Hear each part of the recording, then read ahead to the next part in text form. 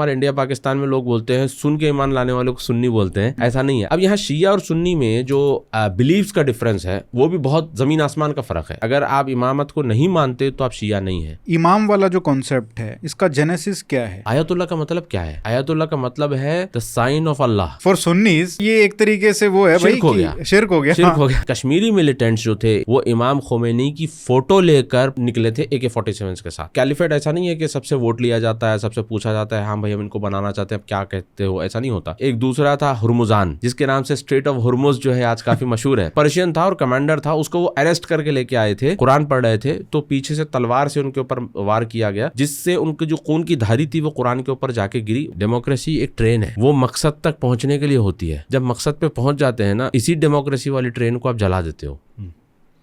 Hello जाग भाई, कैसे हो? हाँ, थैंक यू आर्यन भाई, वेलकम बैक। और बहुत इंपॉर्टेंट टॉपिक हम आज डिस्कस करने वाले हैं, इजराइल और ईरान के बीच में जो युद्ध चल रहा है, जबकि इजराइल, अरब, अमेरिका एक साइड खड़े हैं और ईरान एक साइड खड़ा है, और बहुत सारी बातें हो रही हैं इसके ऊपर। बट इसका जेनेसिस सब ढूंढने की कोशिश कर रहे हैं कि भाई ये लड़ाई सिर्फ कुछ साल पहले शुरू नहीं हुई है। कई लोग इसको शिया सुन्नी जो स्प्लिट है वो 1400 साल 1300 साल पहले वहाँ से ट्रेस कर रहे हैं जो प्रॉब्लम है। हम इसकी पूरी हिस्ट्री जो है वो ट्रेस करना चाहेंगे और उसके जो इम्प्लिकेशंस हैं जो आज भी मॉडर्न मिडल ईस्ट है उसको शेप करते हैं, वहाँ के लीडर्स की थिंकिंग को शेप करते हैं, वहाँ के जो रिजीम्स हैं उनकी थिंकिंग को शेप करते हैं। तो हम ये सारी चीज़ों को जानना चाहेंगे। But let's start with the history कि ये शुरुआत कहाँ से होती है। देखिए, शुरुआत 1300-1400 साल पहले जाती है, ठीक है। तो प्रॉफिट मोहम्मद सल्लल्लाहु अलैहि वसल्लम, उनके साथ थे कंपेनियंस, जिसमें से 4 बड़े चोजन कंपेनियंस थे जो हमेशा उनके साथ रहते थे। जिसमें से 4th कंपेनियन जो थे वो हज़रत अली थे, जो उनके ख़ुद के कज़न भी थे, यानी कि चचेरे भाई भी थे, और वो अहले बैत में से भी आते हैं, यानी कि अहले बैत मतलब फैमिली ऑफ द प्रॉफिट, और उनके दामाद भी थे। और जो हज़रत अबू बकर थे जो उनके हम उम्र भी थे और उनके रिश्तेदार भी थे, और दूसरे थे हज़रत उमर, और तीसरे थे हज़रत उस्मान, ठीक है। तो प्रॉफिट मोहम्मद सल्लल्लाहु अलैहि वसल्लम का जब इंतकाल हुआ या डेथ हुई तो उस टाइम पर अफरा तफरी मच गई, और हज़रत उमर तो इस स्टेट ऑफ माइंड में थे, वो तो एक्सेप्ट करने के लिए रेडी नहीं थे कि प्रॉफिट मोहम्मद की डेथ भी हो सकती है क्या। तो उस टाइम पर हज़रत अबू बकर ने ही उनको पकड़ के बोला था कि वमा मोहम्मद इल्ला रसूल क़द ख़लत मिन क़ब्लिहि रसूल। उन्होंने एक आयत पढ़ी थी, पढ़ के बताया था कि मोहम्मद सल्लल्लाहु अलैहि वसल्लम रसूल, इनसे पहले भी रसूल गुजरे हैं और डेथ नेचुरल चीज़ है। तो उसके बाद जो है हज़रत अली जो थे, इनको रिस्पॉन्सिबिलिटी दी गई थी फ्यूनरल वगैरह की, तो वो लॉजिस्टिक्स में बिजी थे। तो खिलाफत का जो सिस्टम होता है ना, और वो थोड़े क्लैरिकल उसमें थे, रिलीजियस, काफ़ी स्कॉलर टाइप के थे वो। हालांकि स्कॉलर टाइप के तो हज़रत उमर भी थे, क्योंकि बहुत सारी रिवायात उनसे भी आती हैं, हज़रत अबू बकर भी थे।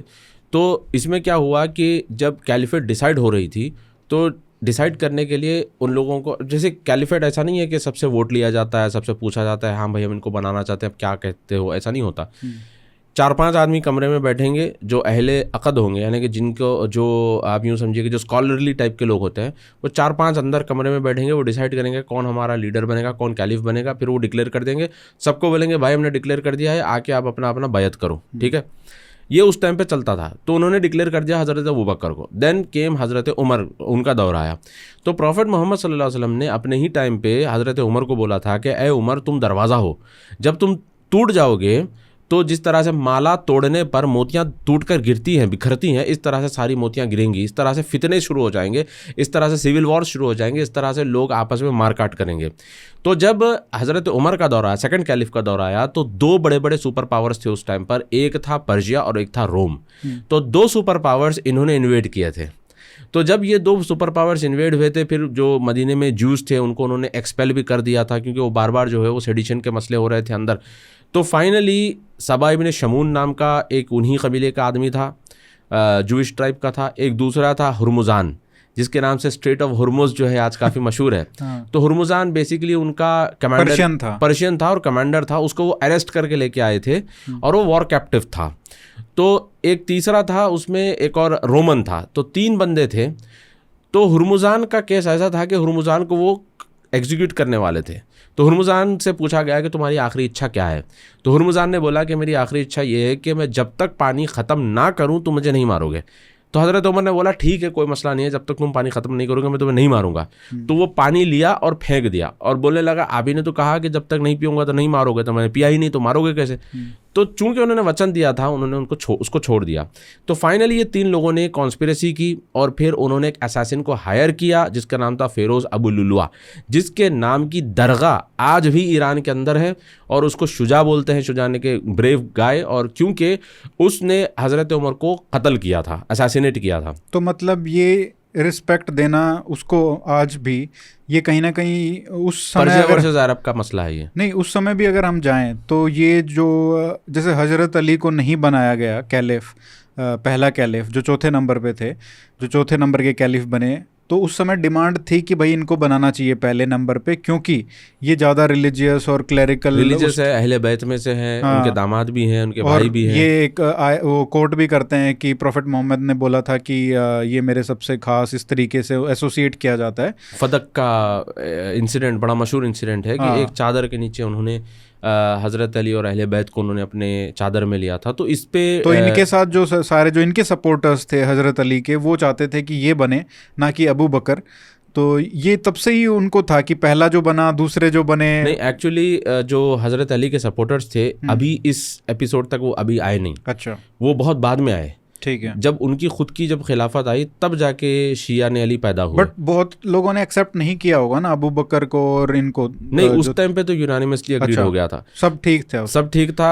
इनफैक्ट हज़रत अबू बकर और उमर के टाइम पर हज़रत अली को गवर्नर तक बनाया गया था। ओके। और हज़रत अली के 2 बेटे तो जो काफ़ी फेमस हैं, इमाम हसन और इमाम हुसैन, इसके अलावा 2 और भी थे जिनका नाम था अबू बकर और उमर।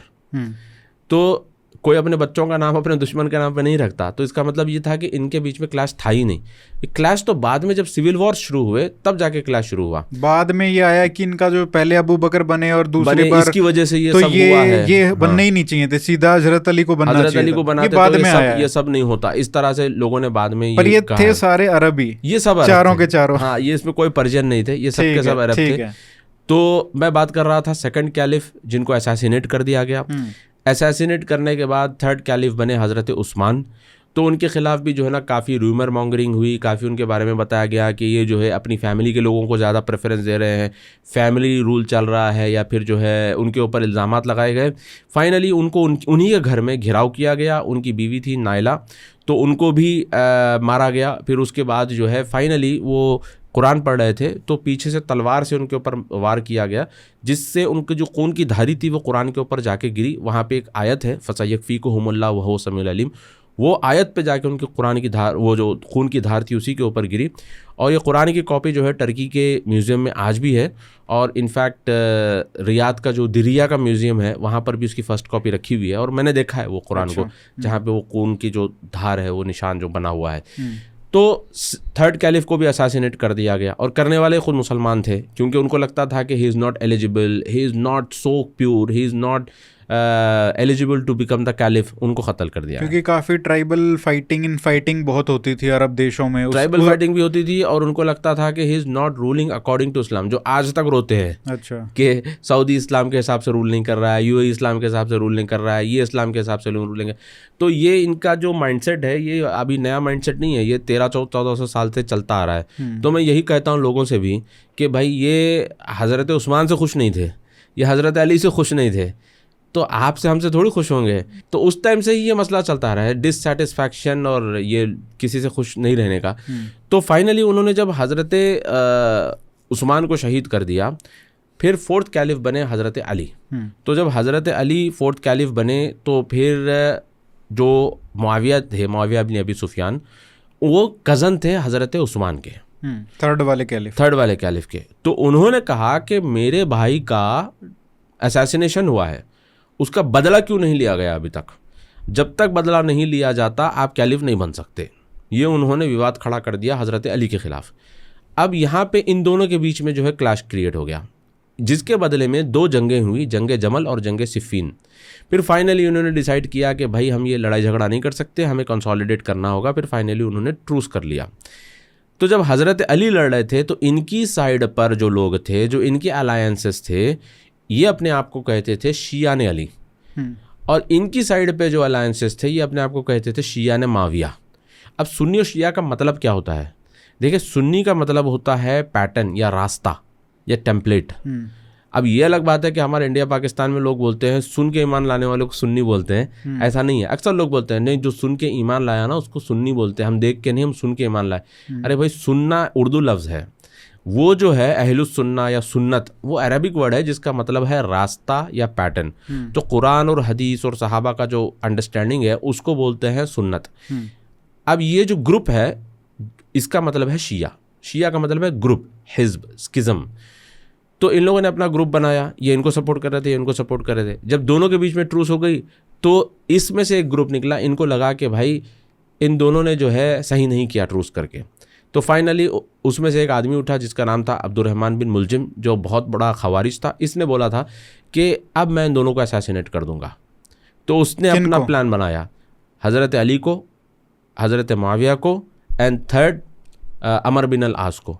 तो उसने कहा कि मैं तीनों को असैसिनेट कर दूंगा, क्योंकि ये इन्होंने मुसलमानों को लड़वाया है। अच्छा। आपस में लड़वाया है और फिर ये इन्होंने अपनी सीट के लिए ये सब किया। तो वो उसकी अंडरस्टैंडिंग थी, वो अलग ही और चल रहा था। वो हाफिज़ कुरान भी था। हाँ। तो कभी भी धोखा मत खाइए कि कोई हाफिज़ कुरान जो है बड़ी बड़ी बातें कर रहा है, तो ऐसा नहीं होता। वो खुद हाफिज़ कुरान था, उसकी अंडरस्टैंडिंग ये थी। तो फाइनली उसने भी अपनी तलवार तैयार की। और हज़रत अली का एक रिवाज हुआ करता था कि वो जब भी सवेरे उठते फजर की नमाज़ के लिए तो अनाउंसमेंट करते थे कि चलो भाई सब मस्जिद के लिए चलो, ठीक है। तो वो अनाउंसमेंट करते हुए जा रहे थे सवेरे सवेरे, तो उनके ऊपर अटैक हुआ और उनको असैसिनेट कर दिया गया। फिर उसने हज़रत मुआविया के ऊपर भी असैसिनेशन अटैम्प्ट किया, मगर वो बच गए। तो इस तरह से अब क्या हो गया कि जो फोर्थ कैलिफ थे उनकी भी डेथ हो गई। अब जो फोर्थ कैलिफ थे हज़रत अली, उनके बेटे, बड़े बेटे इमाम हसन, ठीक है, अब वो बन गए कैलिफ। इधर हज़रत मुआविया दूसरे कैलिफ, मतलब दो पैरेलल गवर्नमेंट्स एक साथ चल रही थी। पहली बार हो गया। हाँ, और 6 महीने हार्डली गुजरे थे। तो इमाम हसन ने क्या किया, इन्होंने बोला था कि भाई अब मैं दो मतलब पैरेलल गवर्नमेंट्स हम इस तरह से नहीं चला सकते, पावर को कंसोलिडेट करना होगा। तो फाइनली इन्होंने अपनी सीट छोड़ दी, मतलब इतना बड़ा सेक्रीफाइस दिया कि उन्होंने अपनी गद्दी छोड़ दी। और फिर फाइनली वो जो हज़रत मुआविया थे उनसे उन्होंने एक कोलैबोरेशन कर लिया, बोला कि ठीक है अब आप चलाइए। और हज़रत मुआविया जो थे वो बहुत ज़बरदस्त स्टेट्समैन थे। उनके दौर में जो है जो मुसलमानों की जो सबसे पहली जो नेवल सिस्टम था उन्होंने क्रिएट किया था। लाइब्रेरी उन्होंने सबसे बहुत बड़ी लाइब्रेरी उन्होंने बनाई थी। सीरिया और ये जो यूरोप का रीजन है और स्पेन वगैरह जो ना बाद में उमैय्यद्स ने ही किया था। तो ये बहुत बड़े स्टेटमेंट थे और ये इंटरनल क्लैशेस और सिविल वॉर्स को ये कंट्रोल करके रखते थे। तो हज़रत हसन ने जब देखा कि भाई ये अच्छा सा चला रहे हैं तो इनको ही मैं पावर दे देता हूँ, तो फाइनली अब पावर एक हो गया। हज़रत हसन के बाद बने इमाम हुसैन आए। अब यहाँ पे जो मुआविया इब्न अबी सुफियान थे, इनका नेशनल सिक्योरिटी एडवाइज़र था जिसका नाम था ज़हाकल फिहरी। बट वो बन गए ना? नहीं, यहाँ कैलिफ कौन बना? यहाँ तो वो थे ना मुआविया इब्न अबी सुफियान। हाँ, वो तो कैलिफ थे। वो कैलिफ ही थे। हाँ। मगर उनका टाइम ख़त्म पे आ रहा था, मतलब वो बीमार हो गए थे। उनका नेशनल सिक्योरिटी एडवाइज़र था जिसका नाम था ज़हाकल फिहरी। तो इसने क्या बोला कि जिस तरह से हम क्लैशेस देख रहे हैं, जिस तरह से हम लड़ाई झगड़ा देख रहे हैं, तो हमें लगता है कि अगर हम किसी और को, थर्ड पर्सन को लेकर आकर हम पावर देंगे तो फिर वो फिर शुरू करना पड़ेगा। तो बेटर है कि हम आपके बेटे को ही जो है हम खलीफा बना देते हैं। वरना उनके बाद किसको बनना था खलीफ? ऐसा कुछ नहीं होता था। वो पहले देखते थे, पता ही नहीं वो था। डिसाइड करते थे कि भाई किसको बनाना है, क्योंकि तभी लोग उनको ये शक होगा ना कि भाई इनके बाद तो ये बाद में जो दूसरी लाइन चल रही थी, तो इसीलिए उनके ऊपर ये कहा जाता है कि इन्होंने कैलिफेट सिस्टम ख़त्म करके इन्होंने मोनार्की शुरू की। अच्छा। तो मुआविया इब्न अबी सुफियान के ऊपर ये कहा जाता है कि इन्होंने इस्लाम में सबसे पहले मोनार्की इन्होंने शुरू की थी, क्योंकि उनके बेटे को पहली बार उन्होंने बनाया था। तो जब उन्होंने अपने बेटे को बनाने का इरादा किया तो फिर उन्होंने वो लेटर जो है वो ज़हाकल फिहरी को दिया था कि मेरे मरने के बाद तुम अनाउंसमेंट कर दो, अगर जिंदे में करोगे तो फिर झगड़ा हो जाएगा। तो जैसे उनकी डेथ हुई तो इसने अनाउंसमेंट कर दिया कि आज से जो है कैलिफ है वो यजीद इब्न मुआविया। अब यजीद जो था वो बहुत यंग था और इतना एक्सपीरियंस्ड भी नहीं था, हालांकि वो भी वॉरियर था, मगर उतना एक्सपीरियंस नहीं था। तो इधर जो थे इमाम हुसैन, इन्होंने बोला मैं इसको एक्सेप्ट नहीं करूँगा। पहले तो मान लिया कि अबू बकर को बनाया, वो सीनियोरिटी था और सारी चीज़ें देखते हुए आपने डिसाइड कर दिया, सीनियर्स ने डिसाइड कर दिया कि हाँ चलो उनकी बात फिर भी मानी जा सकती थी, लेकिन एक बच्चे को फिर ये जो बनाया ये उनको लगा कि ये ठीक नहीं है, ये ठीक नहीं है, और उनको लगा कि I will not accept his leadership. उन्होंने खुला बोला, उन्होंने बैत भी नहीं की थी इमाम हुसैन ने। तो कूफा से लोगों ने उनको लेटर्स लिखे। कूफा इराक में, ईरान और इराक के बीच में एरिया आता है कूफा, तो वो भी कैपिटल था, इस्लामिक कैपिटल। तो वहाँ से लोगों ने लेटर्स लिख के उन्होंने कहा कि आप आइए, आप अगर आएंगे तो फिर हम जो है रिजिम चेंज कर देंगे और हम जो है यजीद को हटाकर आपको हम हमारा लीडर बना लेंगे। तो इतने लेटर्स आए तो फिर इमाम हुसैन को लगा कि हाँ भाई हो सकता है कि लोग जेन्युइन होंगे। तो वो अपने बीवी बच्चे फैमिली को लेकर जो है वो वहाँ पहुँचे। उनका लड़ने का कोई प्लान नहीं था और उनको लगा कि वहाँ पे पहले से आर्मी होगी जो रेडी है इनको एक्सेप्ट करने के लिए। बस जिस तरह से जैसे वो जाएंगे और लोग उनको स्वागत करेंगे और रिजीम चेंज कर देंगे, हो जाएगा। 18,000 बड़ी तादाद होती है और इतने रिपीटेड आ रहे थे लेटर्स कि प्लीज़ आप आइए, ये यजीद ठीक नहीं है, हम इसको हटा देंगे। और इमाम हुसैन उस समय मदीना में थे, हाँ मक्का मदीना में थे। और इमाम हुसैन बहुत नरम मिजाज के, बहुत अच्छे आदमी थे। उनको लगा कि चलो भाई मतलब ये लोग इतना लेटर लिख रहे हैं, maybe I have a support base, I have a fan base there. तो फिर वो फाइनली पहुँचे करबला। तो जब करबला के मुकाम पे पहुँचे तो यजीद की जो इंटेलिजेंस थी उन्होंने ये टिप ऑफ दिया था कि मक्का से एक रेबल ग्रुप आ रहा है और वो जो है रिजिम चेंज की नीयत से आ रहा है, आपको हटा के वो लीडर बनने वाले हैं। तो यजीद ने क्या किया, अपने commander in chief Ubaidullah bin Ziyad को भेज दिया, बोला कि ज़रा जाके चेक करो मामला क्या है। जब ये वहाँ पहुँचे करबला तो उबैदुल्लाह बिन ज़ियाद वो अपनी आर्मी लेके आके इनको घेर लिया। घेर के बोला कि आप यहाँ क्यों आए हो, रिजिम चेंज के लिए आए हो या फिर खलीफा को हटाना चाहते हो। उन्होंने जब पलट के देखा तो कूफा वालों के ऊपर जो उन्होंने भरोसा किया था कोई था ही नहीं वहाँ पे। अच्छा, कोई नहीं आया, सब भाग गए। तो इसलिए बड़ी मशहूर कहावत है कूफी ला यूफी, यानी कि कूफा वालों पे भरोसा नहीं किया जा सकता।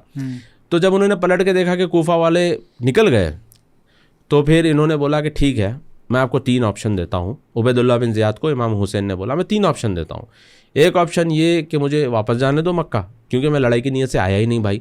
और दूसरा, मुझे यजीद के पास ले जाओ, मैं उसके साथ फेस टू फेस बैठ के बात करना चाहता हूँ। तीसरा, मुझे बॉर्डर सिक्योरिटी फोर्सेस ज्वाइन करने का परमिशन दे दो, मैं आर्मी में बॉर्डर सिक्योरिटी फोर्सेस में चला जाऊँगा, मैं यजीद की आर्मी में। अच्छा।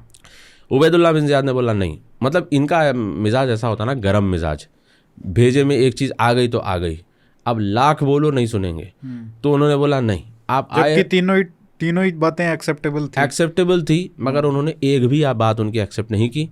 उसमें बहस हो गई और फिर फाइनली उन्होंने इमाम हुसैन को मार दिया, शहीद कर दिया। फैमिली के साथ और कंपेनियंस जो बड़ा मतलब बेइज्जती, बेरहमी की गई उनके साथ, बेदर्दी के साथ उनको बदसलूकी की गई और फाइनली जो है उनको शहीद कर दिया गया। अब बाज़ नरेशंस ये कहते हैं कि यजीद को जब पता चला कि इस तरह से हुआ है इमाम हुसैन के साथ तो यजीद रोया।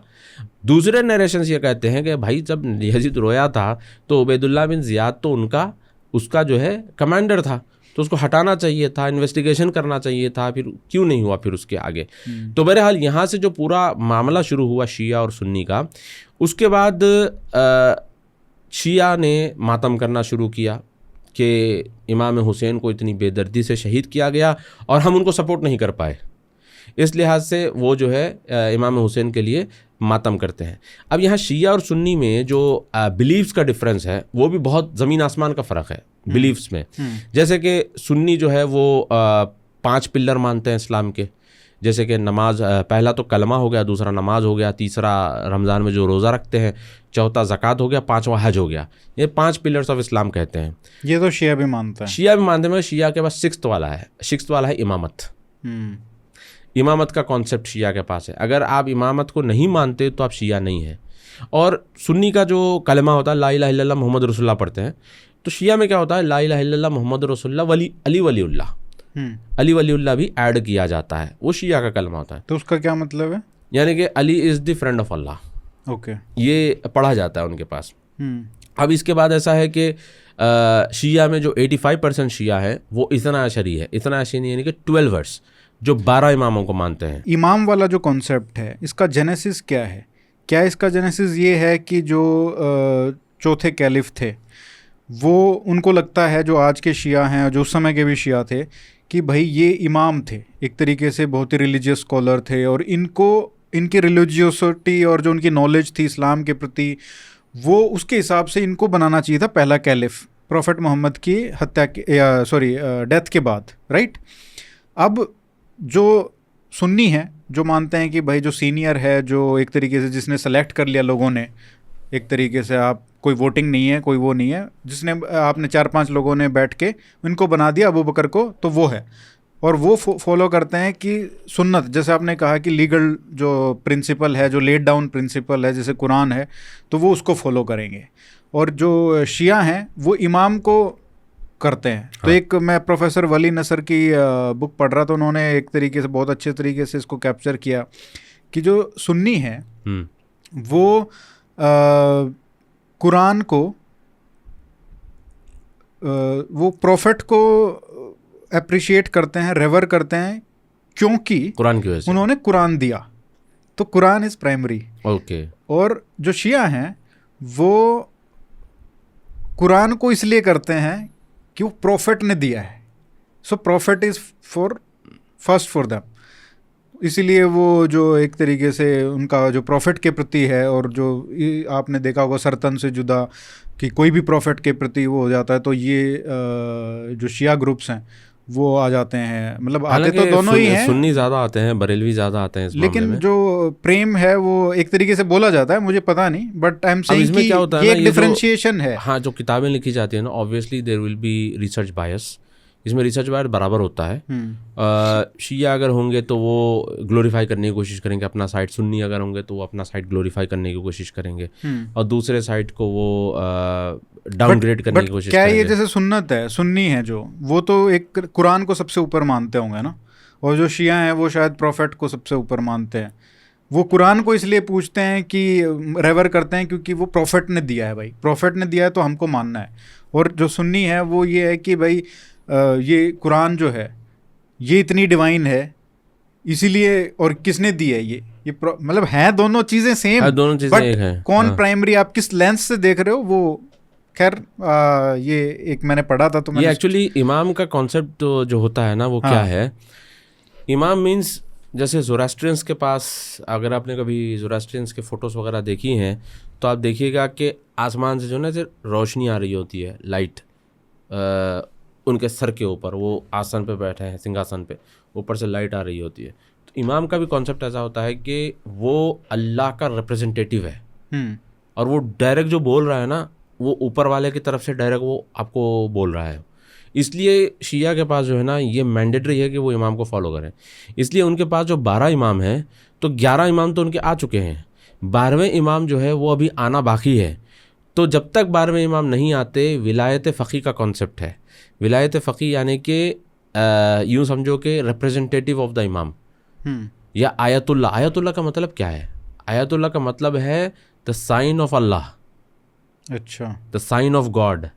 तो मतलब उनका कॉन्सेप्ट ये है कि आयतुल्लाह जो होते हैं ये डायरेक्टली जो बोल रहे होते हैं वो अल्लाह बोल रहा है। तो लिविंग डिविनिटी हो गई है, लिविंग डिविनिटी हो गया। तो यही मैंने जैसे कहा कि हाँ, ये तो जो शिया है एक तरीके से वो आदमी में जो लिविंग पर्सन है उसमें डिविनिटी देख रहे हैं, विच इज फॉर सुन्नीज जो कुरान में डिविनिटी देखते हैं, उनके लिए तो ये एक तरीके से वो है भाई, शिर्क हो गया। सुन्नी ये कहते हैं कि भाई इंसान के अंदर डिविनिटी, क्योंकि प्रॉफिट मोहम्मद सल्लल्लाहु अलैहि वसल्लम का जो पूरा जो प्रीचिंग थी वो प्रीचिंग ही मोनोथीज्म पे है, तो तुम तो उल्टा कर रहे हो। तो वो इनके ऊपर ये इल्ज़ाम लगाते हैं, और ये इनके ऊपर ये जो है इसको मिसगाइडेंस समझते हैं। तो बेसिकली यहाँ पे जो 12 इमाम हैं जो शिया के अंदर, इतना अशरी या शिया जिसको 12ers कहते हैं, और दुनिया में 85% यही है, और ईरान के अंदर जो पूरा कंट्रोल है या फिर जो रिजीम है वहाँ का, वो 85% जो इतना अशरी शिया है।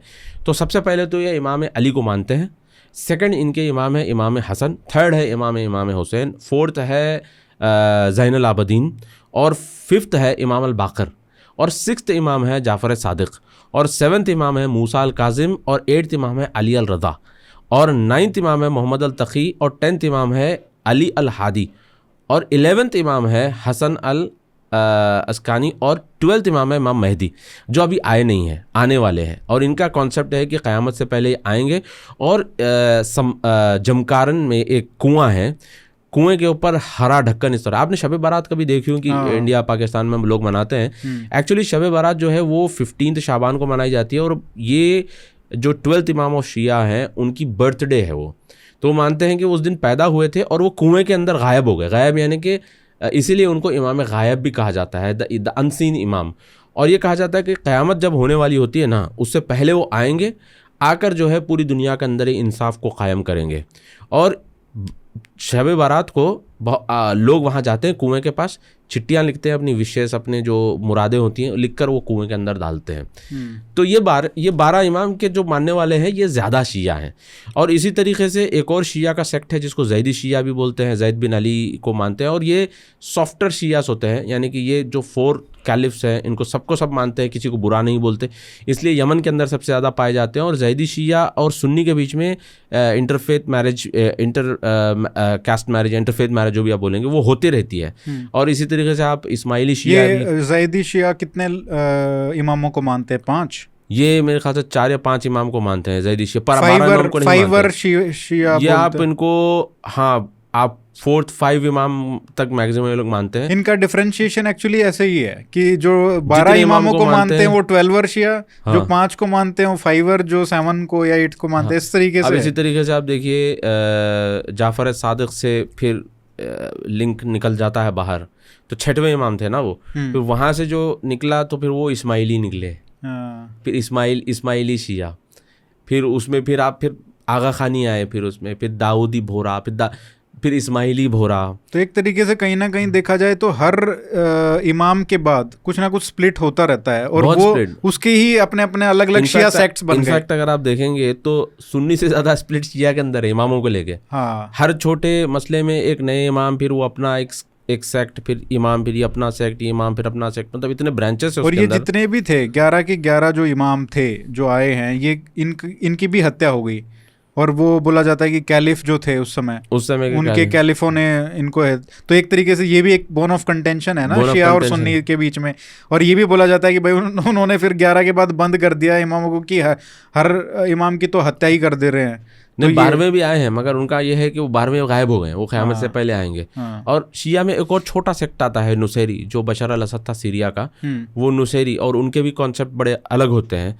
और बिलीव्स के मामले में जैसे सुन्नी ये मानते हैं, जैसे अभी आप थोड़ी देर पहले बता रहे थे कि सुन्नी ये मानते हैं कि अल्लाह इज़ ओमनीपोटेंट, मतलब जो भी होता है वो अल्लाह की तरफ से होता है। शिया मानते हैं कि अल्लाह अगर कुछ करना होता है तो पहले वो इमामों से कंसल्ट करता है, फिर उसके बाद वो अपना डिसीजन लेता है। So that's why the concept of इमाम is very important. बहुत ज़्यादा कॉन्सेप्ट है। तो ये कॉन्सेप्ट को देखकर इन्होंने बताया कि तुम्हारी नमाज, तुम्हारा रोज़ा, तुम्हारी ज़कात, तुम्हारा हज, तुम्हारी कोई भी इबादत अल्लाह के पास कबूल नहीं है जब तक तुम्हारे पास इमाम नहीं है। तो इमाम होना बहुत ज़रूरी है। विदाउट एनी इमाम आपके सारे इबादत बेकार है। अच्छा, इसी कॉन्सेप्ट को मौलाना मौदूदी ने सुन्नियों को बताया था।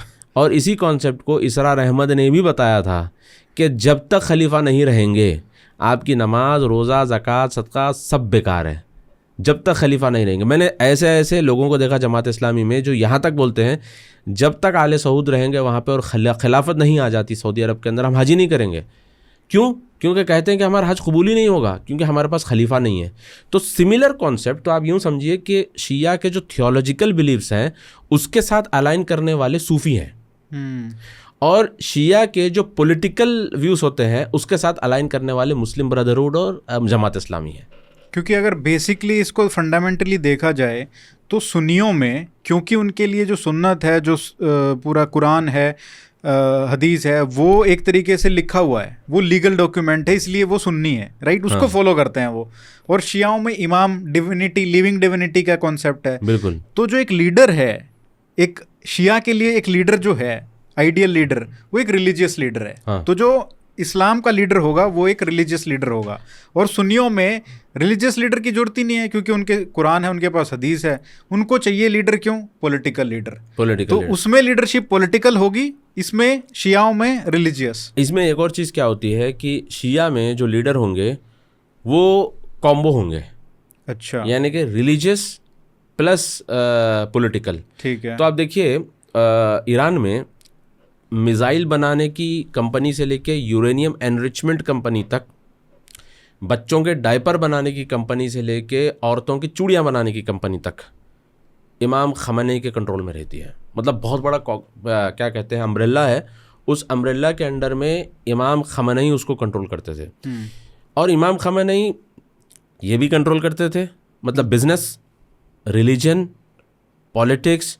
वहाँ पे प्रेसिडेंट कौन बनेगा, 5-6 कैंडिडेट आएंगे, इनके सामने ठहरेंगे, ये बोलेंगे कौन है, वो कौन एलिजिबल है, कौन एलिजिबल है नहीं है, वो तो खैर नॉमिनल बताने के लिए बोलेंगे कि भाई इलेक्शन हो रहे हैं, मगर वो डिसाइडेड होता है कि कौन प्रेसिडेंट बनेगा, कौन जो है प्राइम मिनिस्टर बनेगा, कौन फॉरेन मिनिस्टर बनेगा, ये सब इमाम डिसाइड करते हैं। ठीक है, मतलब यूँ समझिए कि हेड एकदम टॉप, तो वो हर चीज़ कंट्रोल करते हैं।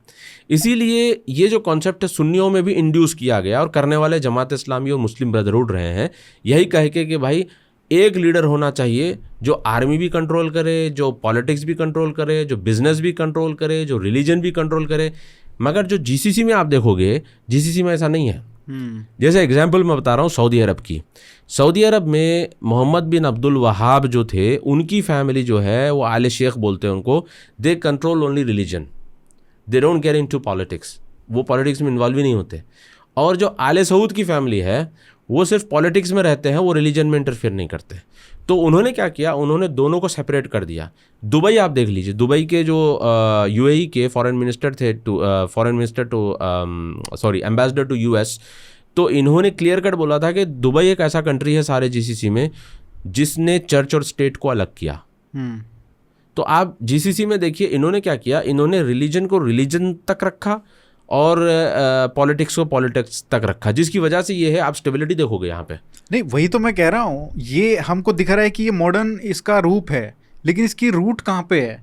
क्योंकि सुन्नियों में जरूरत ही नहीं है रिलीजियस और उसको एक होने की, उनको चाहिए जो एबल हो रूल करने के लिए, जो रूल करने के लिए बंदा चाहिए उनको, उसमें सब कुछ नहीं चाहिए। मिक्स नहीं चाहिए उनको। शियाओं में है कि उनको एक रिलीजियस फिगर हेड चाहिए जो पॉलिटिक्स भी चला लेगा। बट ये एक्चुअल में जो हम प्ले आउट होता देख रहे हैं, this is all history, because of history, because of religious beliefs. Exactly ये रिलीजियस बिलीफ्स की वजह से ही ये सब कुछ हुआ है। अब उसके बाद देखिए ईरान का जो 1979 का जो रेवोल्यूशन हुआ था, उसके बाद उन्होंने ये डिक्लेयर किया था कि हम जो है ये रेवोल्यूशन को एक्सपोर्ट करेंगे।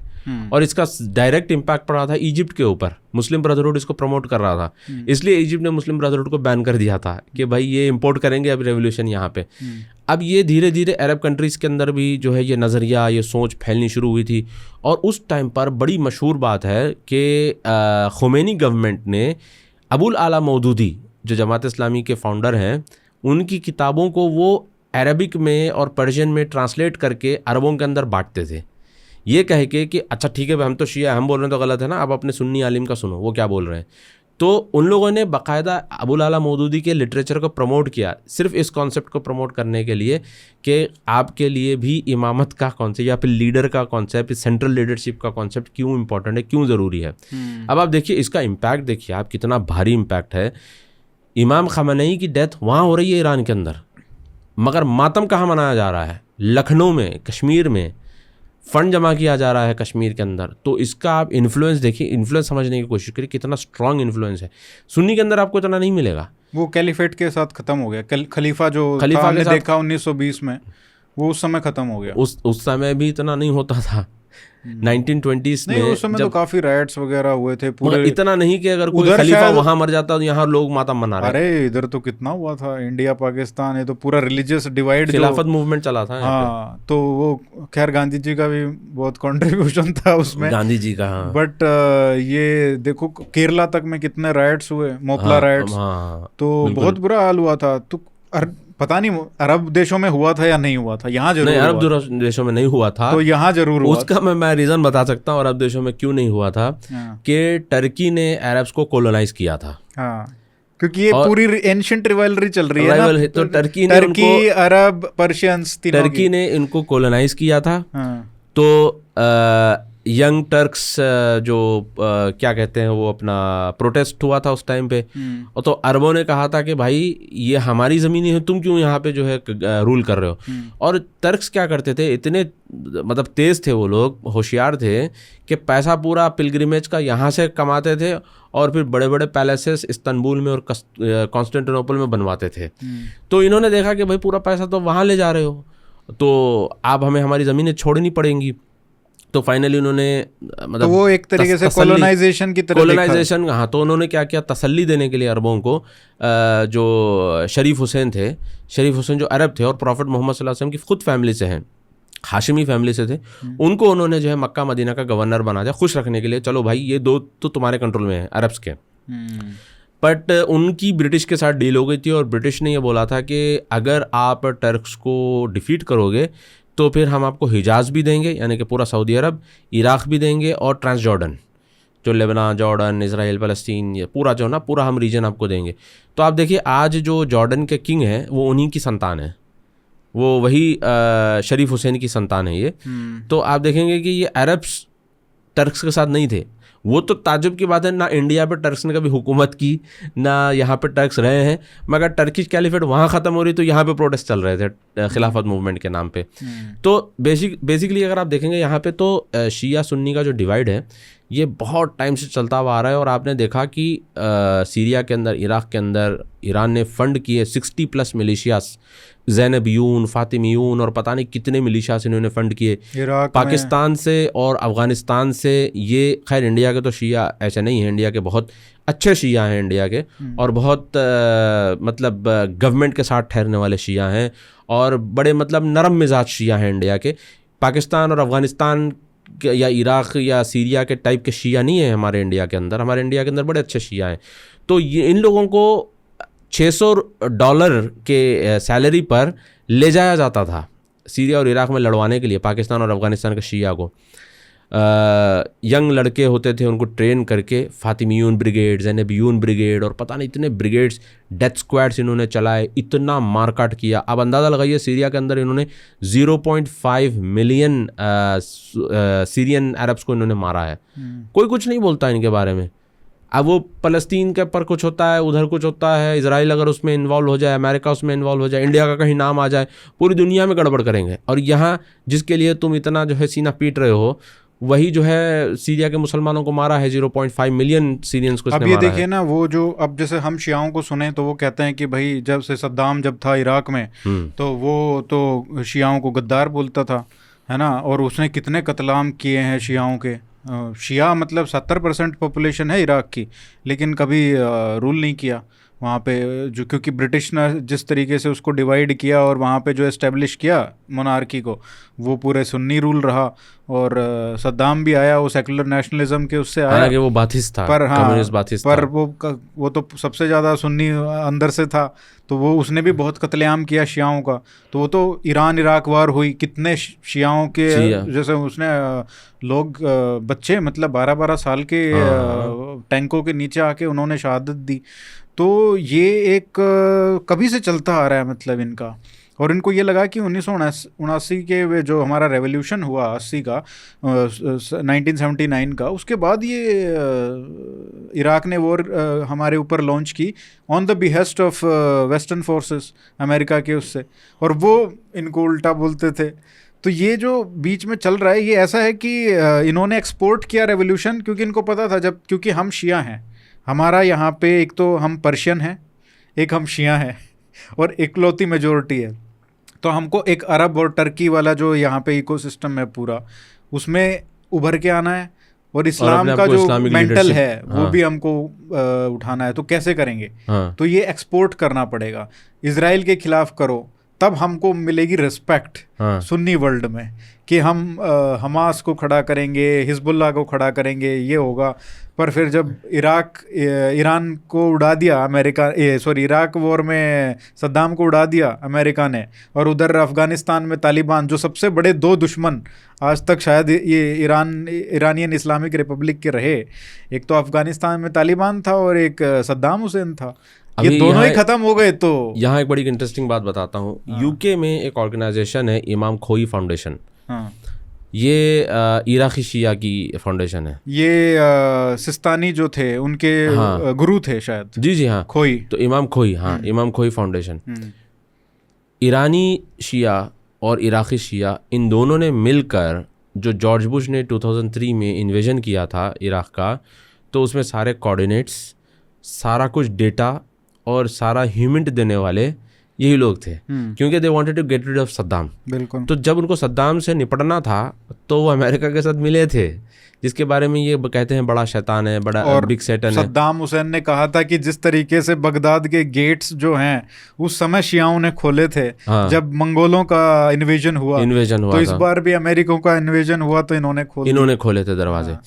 अब दूसरी बात आप जो बता रहे हैं ना, इजराइल को मार के जो है अपना लेजिटिमेसी बढ़ाने की कोशिश कर रहे हैं। अब आप देखिए, गाज़ा का इशू कब से चल रहा है, बहुत टाइम से चल रहा है, मगर कभी आपने देखा कि ईरान ने स्ट्रेट ऑफ हुर्मुज़ गाज़ा के लिए बंद किया हो, ये कह के कि भाई तुम लोग फ़लस्तीनियों को बहुत परेशान कर रहे हैं, लिहाजा मैं जो है स्ट्रेट ऑफ हुर्मुज़ बंद कर दूंगा, और चोक पॉइंट बनाकर प्रेशर क्रिएट किया हो इजराइल के ऊपर, यूएस के ऊपर, उसने कभी नहीं किया। जब अमेरिका उसके ऊपर अटैक किया तो उसने स्ट्रेट ऑफ हुर्मुज़ बंद कर दिया। और ये जो इस्लामाबाद टॉक्स भी हुए हैं, जो फेल हुए हैं रिसेंटली, 2-3 दिन पहले जो हुए हैं, अब आप इसमें भी देखिए ईरान ने कहीं फ़लस्तीन का नाम तक नहीं लिया, जिसके नाम पे ये पूरी जंग शुरू हुई। तो बात यहाँ पर यह है कि हर कंट्री अपने नेशनल इंटरेस्ट के लिए लड़ता है, अपने फ़ायदे के लिए लड़ता है, अपने मफाद के लिए लड़ता है, मगर सामने वाले को ये बताएगा कि मैं इस्लाम के लिए लड़ रहा हूँ, मैं फ़लस्तीन के लिए लड़ रहा हूँ, मैं जो है मुसलमानों के लिए लड़ रहा हूँ। अब आप देखिए, PLO था फ़लस्तीन के अंदर, और PLO के साथ जो है ये कैंप डेविड अकॉर्ड्स वगैरह इस तरह से कुछ अकॉर्ड्स हुए थे, जिसके बाद जो है ना अरबों को भी लग रहा था कि पहले तो ये अरब और वर्सेस इजराइल इशू था, ये मुस्लिम जू का इशू था ही नहीं। अरे मतलब अगर आप 50 साल पहले चले जाओ तो जो शाह ऑफ ईरान था वो तो अमेरिकन और इजरायली कैंप में थे, और तो जो लड़ाई हो रही थी इजराइल की वो तो सारी अरब देशों के, अरब से, अरब वर्सेस इजराइलीज था वो मुस्लिम जू का इशू था ही नहीं। मगर जब से ईरान का इन्वॉल्वमेंट हुआ, फिर हमास आई 1990s 89-90s में, जब हमास का इन्वॉल्वमेंट हुआ, तब जाके इसने एक नया रूप पकड़ा, जू वर्सेस मुस्लिम। उससे पहले वो इशू था ही नहीं। एक वो और इंटरेस्टिंग बात बताता हूँ मैं आपको। 1980s में इमाम खamenei जो थे, वो बड़े यंग थे उस टाइम पर, वो इंडिया का दौरा किए थे राजीव गांधी के टाइम पर, ठीक है। 1979 में रेवोल्यूशन आया तो इमाम खोमेनी ने बोला कि आप जाओ, तो उन्होंने खamenei को भेजाया था, अली खamenei को। वो इंडिया आए थे, कश्मीर भी गए थे। अच्छा, कश्मीर भी गए थे 1980s में। देन यू सी 1989 में कश्मीर इंसर्जेंसी शुरू हुई, और जब कश्मीर इंसर्जेंसी शुरू हुई तो ये ऑन रिकॉर्ड बातें हैं कि कश्मीरी मिलिटेंट्स जो थे, इंसर्जेंट्स जो थे, वो इमाम खोमेनी की फ़ोटो लेकर निकले थे AK-47 के साथ। बट वो तो सुन्नी थे ना, जो ये सुन्नी थे, मगर इन्फ्लुएंस हुए थे ना। अच्छा। ये पूरा जो ईरानियन रेवोल्यूशन का जो कॉन्सेप्ट था उससे इन्फ्लुएंस थे सारे के सारे। इनफैक्ट आप कश्मीर फाइल्स देख लीजिए जो विवेक अग्निहोत्री ने बनाई है, उसमें एक सीन है जहाँ पर जो है सारे मिलिटेंट जो AK-47 लेकर रोड पर निकलते हैं, उनके हाथ में, एक हाथ में इमाम खोमेनी की फ़ोटो होती है, दूसरा AK-47 होती है। तो ये बेसिकली, ऐसा मैं ये नहीं बता रहा हूँ कि ये जो है शिया थे, मैं ये नहीं बोल रहा हूँ शिया थे, वो सुन्नी थे। इसमें इन्फ्लुएंस जो हुआ था ना उनके ऊपर, उनकी आइडियोलॉजी के ऊपर जो इन्फ्लुएंस हुआ था, वो ईरानियन रेवोल्यूशन का बहुत बड़ा इम्पैक्ट पड़ा, क्योंकि उस समय हीरो वही था, और इसका इम्पैक्ट फ़लस्तीन के ऊपर पड़ा। और आप देखिए कि इसका इम्पैक्ट जो है, आप यहाँ पे भी गौर करिएगा कि जो अरब के अंदर भी बहुत सारे अरब्स जो है इन्फ्लुएंस हो रहे थे ईरानियन रेवोल्यूशन से, शिया से। तो अरब्स ने क्या किया, अरे भाई हमारी पब्लिक वहाँ इन्फ्लुएंस हो रही है, तो उन्होंने साहवा मूवमेंट शुरू किया। अच्छा, ये बहुत इम्पोर्टेंट है क्योंकि बहुत लोग इंडिया में भी, खासकर राइट विंग में भी, और बहुत हिंदू भी ये मानते हैं कि जो ये सारा वहाबिज़म, सलाफिज़म का जो पूरा एक्सपोर्ट हुआ है सऊदी और अरब देशों से इंडिया में, पाकिस्तान में, कि और रेडिकलाइज किया गया है यहाँ के सुन्नी मुसलमानों को, ये उनकी ही देन थी। लेकिन ये बहुत ज़्यादा इसका बड़ा कंट्रीब्यूशन एक्चुअली ईरान का है। 1979 रेवोल्यूशन के बाद जब इन्होंने एक्सपोर्ट करना शुरू कर दिया, और जब अरब देशों को ये लगा कि भाई ये तो हमारे जो सुन्नी लोग हैं ये तो इससे इंस्पायर्ड हो रहे हैं। एक बात बताऊं आपको मैं, तो हमको वहाबी और एक्सपोर्ट करना है। एक बात बताऊं मैं आपको, उसामा बिन लादेन जब भागा था, उसामा बिन लादेन तो वहाबी है, मैं गया कहाँ था पनाह लेने के लिए? ईरान के पास। अलकायदा के बेसिस कहाँ पड़े थे? ईरान के अंदर। उसामा बिन लादेन को जब मारा गया था तो ईरान में तेहरान में पूरी एक स्ट्रीट का नाम रीनेम किया गया उसामा बिन लादेन के नाम से। उसामा बिन लादेन का बेटा वहीं पे था, अहमद जवाहिरी वहीं पे है। तो मैं ये बता रहा हूँ आपको कि आपको बज़ाहिर लगता है कि अरे ये तो शिया सुन्नी है, वहाबी, ये सब कुछ नहीं चलता। एक अलग स्टेज पर, अलग लेवल पे, एक अलग ही हिसाब की जो जंग चल रही होती है। अब ये जो वहाबी भी जो बोलते हैं ना, ये वहाबी के पीछे भी मैं आपको शॉर्ट स्टोरी बताता हूँ। वहाबी क्यों बोला जाता है, किस लिए बोला जाता है। स्पब्स ने एक बुक पब्लिश की थी जिसका नाम है the first Saudi state by स्पब्स, SPUBS पब्स। इन्होंने पब्लिश की थी बुक ये। इसमें इन्होंने बताया कि फर्स्ट सऊदी स्टेट बना था मोहम्मद बिन सऊद और मोहम्मद बिन अब्दुल वहाब दोनों ने मिलकर बनाया था। तो first Saudi state, second Saudi state, then finally Diriyah का जो था वो थर्ड सऊदी स्टेट जब बना था, बनने के बाद जो है ये लोग टर्क्स के खिलाफ ठहरे थे। तो टर्क्स ने क्या किया कि अफ्रीका के अंदर अब्दुल वहाब बिन रुस्तुम नाम का एक आदमी था जो रेडिकल था एकदम, और वो जो है रेबल था अफ्रीका के अंदर। तो टर्क्स ने क्या किया कि उस आदमी से लिंक करते हुए उन्होंने मोहम्मद बिन अब्दुल वहाब को लिंक किया, कहा कि जिस तरह से वो वहाबी था ये भी वहाबी है। तो सबसे पहले जो वहाबी वर्ड है ये टर्क्स ने शुरू किया था सऊदियों के ख़िलाफ़, क्योंकि सऊदी अपनी लैंड रीगेन करना चाह रहे थे। उनका जो कोलोनाइजेशन था टर्क्स का, उसको हटाकर वो अपनी खुद की ज़मीन लेना चाह रहे थे। तो उनको लेबल करने के लिए बताया गया कि भाई ये जिस तरह से वो अफ्रीका के अंदर था ना रेडिकल, ये उसी तरीके से ये भी है वहाबी। उन्होंने सबसे पहले शुरू किया। देन फिर ब्रिटिश ने जो है इसको बहुत रेजोनेट किया इस वर्ड को, वहाबी को। तो उन्हें फाइनली ये फैला। इस बात को डिनाई नहीं किया जा सकता कि 1980s में या 90s में जो अफ़गान जिहाद हुआ था, अफ़गान जिहाद के बाद जो सऊदी और पाकिस्तान का पैसा उसके अंदर लगा था, सऊदी का पैसा था, पाकिस्तान के लॉजिस्टिक्स थे और अमेरिकन आर्म्स थे, ये सब जो हुआ था, जो रूस को शिकस्त दी गई थी सोवियत को, देन फाइनली उन लोगों ने ये सोचा, पाकिस्तान ने सोचा कि भाई ये जितने मुजाहिदीन हैं इन सबको मैं कश्मीर को रीडायरेक्ट कर दूंगा। यहाँ का तो पाकिस्तान का प्रोजेक्ट हो गया, बाद पाकिस्तान का प्रोजेक्ट था। तो पाकिस्तान का प्रोजेक्ट था, तो जो सऊदी पैसा देता था पाकिस्तान को ज़िया-उल हक के टाइम पर, ज़िया-उल हक वो पैसा यूज़ करता था मदरसों के लिए, सेमिनरीज़ के लिए, और वहाँ पर जो है ब्लेंड ऑफ ये जो सऊदी जो सलफिज़म है ये प्लस देवबंदी जो होते हैं ना इंडिया में, ये दोनों को मिक्स करके इन्होंने थर्ड वाला एक बनाया था। वो भाई साहब खुद भुट्टो जो शिया था उसको मार के चढ़े थे। हाँ, मार के चढ़े थे।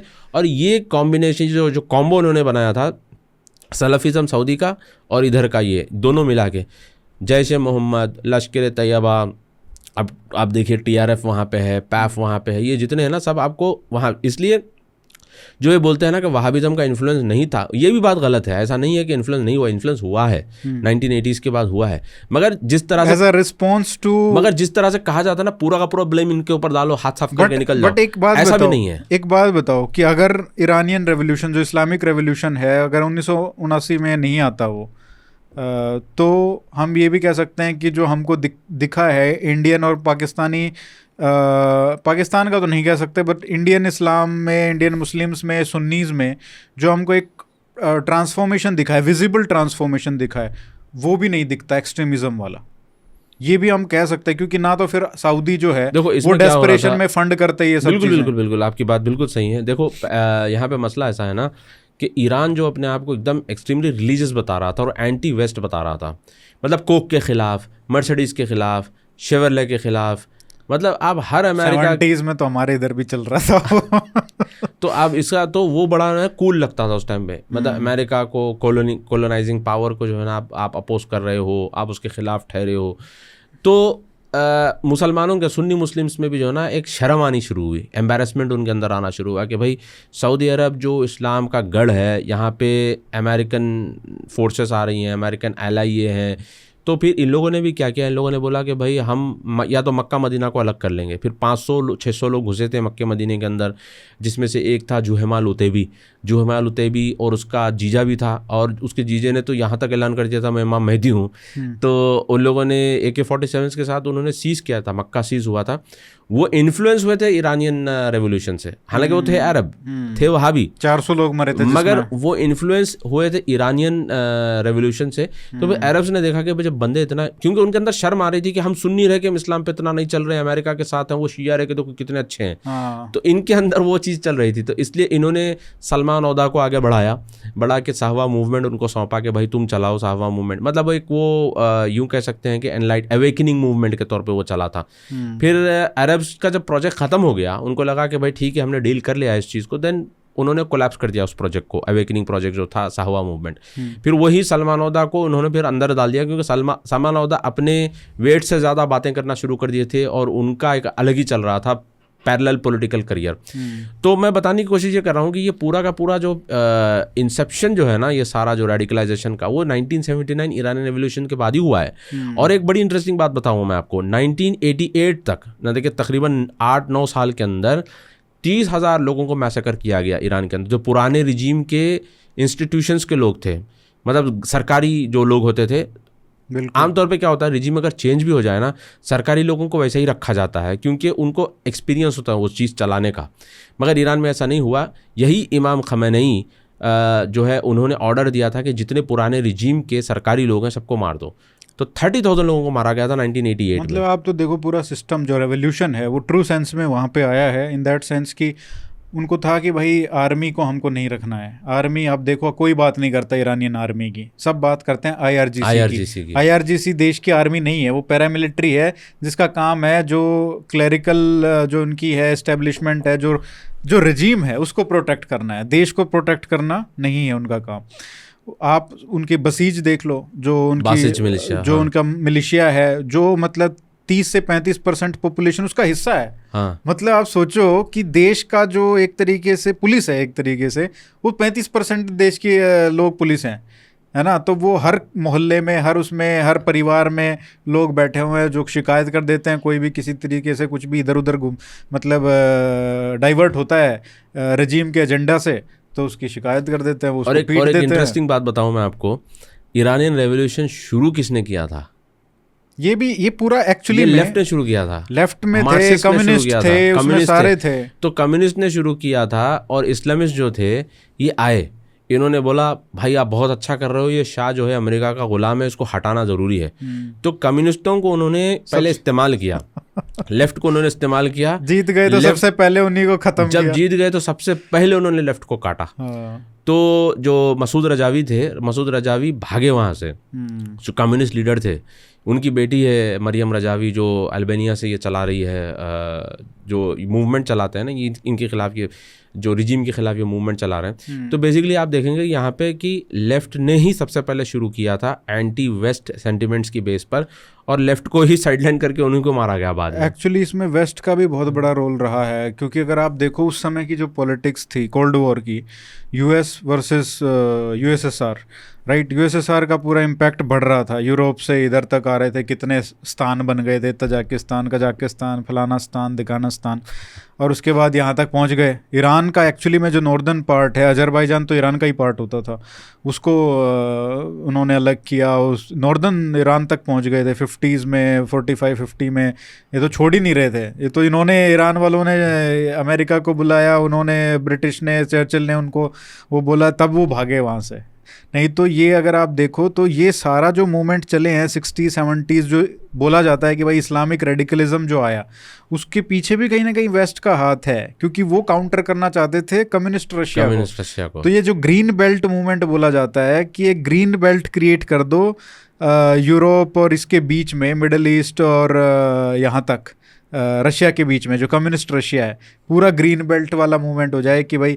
नहीं तो जो खोमेनी है आप कह रहे हैं 79 जो रेवोल्यूशन है, वो फ्रांस में क्या कर रहे थे? हाँ, फ्रांस में क्या कर रहे थे, 4 महीने बैठ के, ठीक है। हाँ। तो वो फ्रांस का भी कुछ ना कुछ हाथ हुआ, हालांकि अल्टीमेटली फ्रांस के खिलाफ नहीं तो यूएस के खिलाफ तो पड़ा ही ना वो चीज़। लेकिन तब तो उनको ठीक था कि भाई कम्युनिस्ट रशिया है, उसको हमको रेजिस्ट करना है, यहाँ पे सारे इस्लामिक आने चाहिए, अफगानिस्तान में, पाकिस्तान में इस्लामिस्ट ले आओ, यहाँ पे ईरान में ले आओ, और उधर पूरा टर्की से लेके इधर तक सब रेडिकल्स को बिठा दो, ताकि ये फिर यहाँ तक ना पहुँच पाए। इनका डोमिनो थ्योरी चलती थी ना, कि एक पड़ गया तो भाई सारे ही कम्युनिस्ट बन जाएंगे। ऐसा है, एक और बात ये है यहाँ पे कि ईरान जो है, एक तो पर्शियंस थे, बाद में वो मुस्लिम हुए, तो बड़े बड़े इमाम अगर आप देखेंगे, जैसे कि सुनन इब्ने माजा मेरे ख्याल से, या इसी तरीके से आप देखिए तिरमिजी, ये सब ईरानी थे।